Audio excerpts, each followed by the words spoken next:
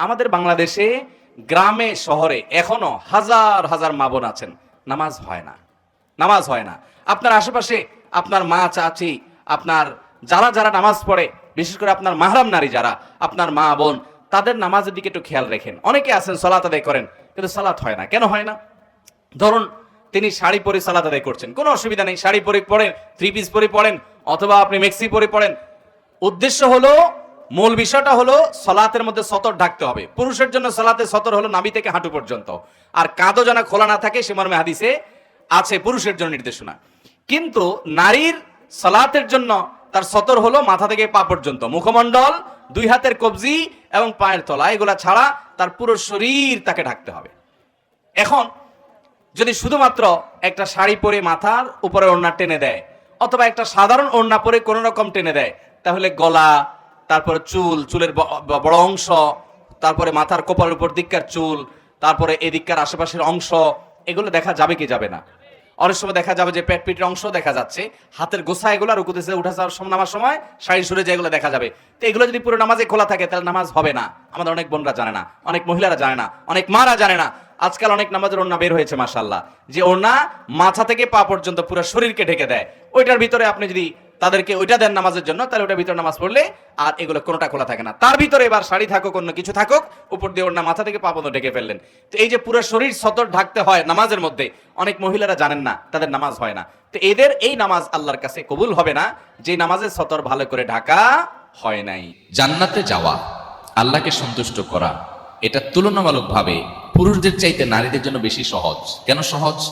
নারীদের জন্য জান্নাতে যাওয়ার জন্য শর্ট সিলেবাস আছে। কি সিলেবাস আছে? শর্ট সিলেবাস, সংক্ষিপ্ত কারিকুলাম আছে। এই সংক্ষিপ্ত কারিকুলাম করলেই জান্নাত তাদের। নবী করিম সাল্লাল্লাহু আলাইহি সাল্লাম ঈমানদার নারীদের জান্নাতে যাওয়ার জন্য 4টি বৈশিষ্ট্য উল্লেখ করেছেন। তিনি বলেছেন, ইদা সাল্লাতিল মারআতু খামসাহা, যখন কোন নারী 5 ওয়াক্ত নামাজ আদায় করবে, 5 ওয়াক্ত নামাজ সময় মতো, দেরি না করে, ওয়াক্ত হয়ে গেছে তারপর অন্য সব কাজ কাম ফেলে রেখে নামাজ ধীর স্থিরতার সাথে সুন্দরভাবে কোন নারী যখন আদায় করবে, ওয়াসামাত শাহরাহা, আর যখন রমজানের রোজা রাখবে, ওয়া আতাআত যাওজাহা, আর স্বামীর কথা যখন শুনে চলবে, এবং ওয়া হাফিজাত ফারজাহা, 4 নম্বর কাজ হলো নিজের লজ্জাস্থানকে হেফাজত করবে, কারোর সাথে পরকীয়া সম্পর্ক করবে না, কোন রকম হারাম সম্পর্ক করবে না, ফেসবুকে, অনলাইনে, অফলাইনে, ইনবক্সে, হোয়াটসঅ্যাপে, ইমোতে কোনোভাবে কোনো পরপুরুষের সাথে হারাম কোনো যোগাযোগ করবে না, আল্লাহর ভয়ে নিজের ইজ্জতকে, সম্ভ্রমকে হেফাজত করবে।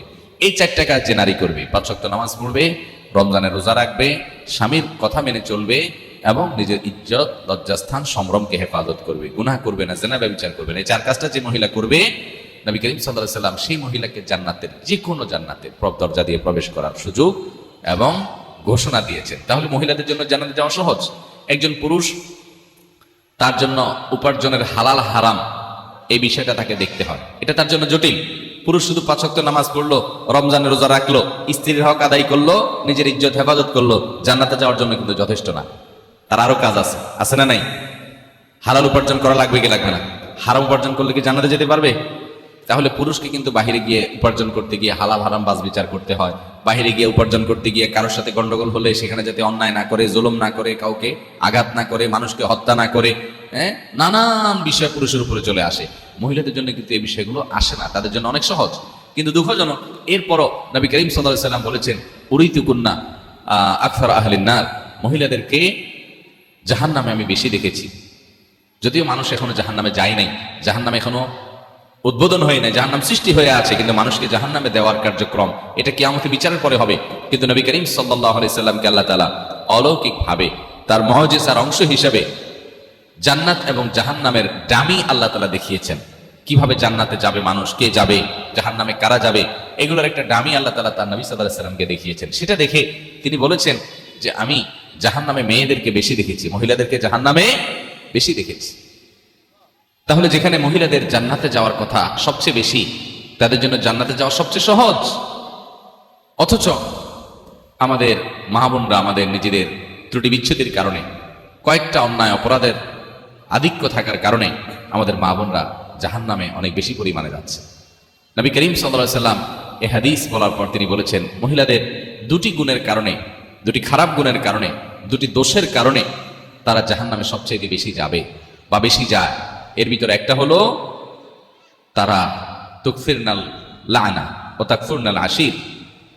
তিনি বলেছেন তোমরা মহিলারা বেশি বেশি করে লানত দাও, অভিশাপ দাও।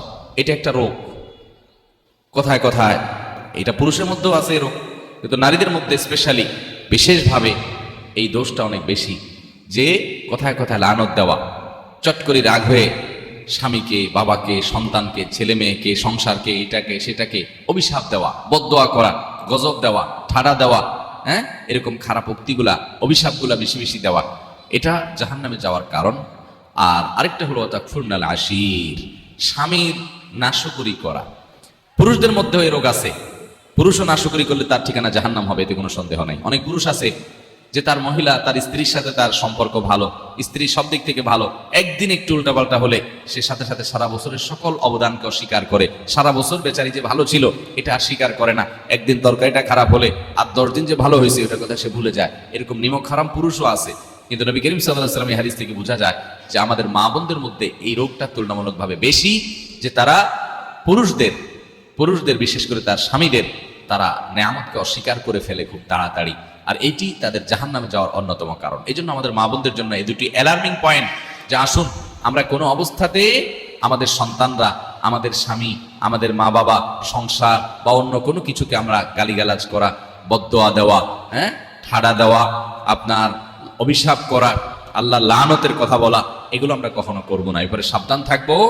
আর দ্বিতীয়ত হলো আল্লাহ তাআলা স্বামীর সংসারে যতটুকু আপনাকে নেয়ামত দিয়েছেন এতটুকুর জন্য আল্লাহ শুকর আদায় করবেন, নাশকরি করবেন না। জীবনে তোমার সংসারে এসে কি পাইলাম? কিছুই পাইলাম না, আমার পুরো জীবন শেষ হয়ে গেছে, অথচ আমি তোমার সংসারে সুখের দেখাই পাইলাম না, এরকম কোনো কথা আমাদের মা বোনরা আমরা বলবো না। বরং আল্লাহ তাআলা আমাকে যে অবস্থা রেখেছেন সে অবস্থা আমরা শুকর আদায় করব। অনেক নারী, অনেক মহিলারা আমাদের কাছে আসেন, আমাদের মা বোনরা, আপনারা যারা আজকে আমার কথা শুনছেন, আপনাদেরও মনের ভিতরে অনেক অভিযোগ আছে, আমি জানি। আপনাদের প্রশ্নগুলো পড়লে বোঝা যায় কত কষ্ট আপনাদের। আমরা সেটা স্বীকার করি যে আপনাদের অনেক কষ্ট আছে।